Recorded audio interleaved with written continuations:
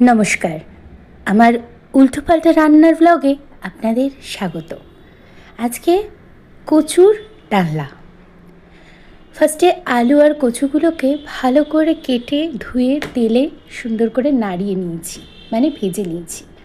তারপর কড়াইতে তেল দিয়ে তার মধ্যে জিরে, শুকনো লঙ্কা, গোটা গরম মশলা, পেঁয়াজ ইত্যাদি দিয়ে ভালো করে ভালো করে ভেজে নিয়েছি। তারপরে এর মধ্যে আদা বাটা, একটু টমেটো সস অ্যাড করেছি। তারপর আমরা যেসব মশলাগুলো খাই, লঙ্কার গুঁড়ো, জিরে গুঁড়ো, হলুদ গুঁড়ো, সেগুলোকে মিক্সড করে ভালো করে নাড়িয়ে ভালো করে ভেজে নিয়েছি। খুব সুন্দর করে ভাজা হয়ে যাওয়ার পরে যে টেক্সচারটা আসবে সেটা এরকম।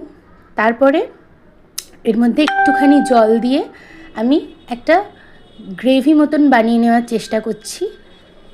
তারপরে এই গ্রেভিটা তৈরি হলে তার মধ্যে সেই আলু আর কচু যেগুলো ভাজা ছিল সেগুলোকে দিয়ে দিয়েছি।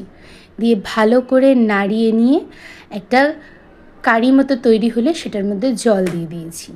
জল দিয়ে এটাকে সেদ্ধ করতে বসিয়ে দিয়েছি। বেশ খানিকক্ষণ ফুটবে, কচুটা আলুটা সেদ্ধ হওয়ার জন্য। ফুটে গেলে তারপরে আপনারা এটাকে এরম টেক্সচারে দেখতে পাবেন।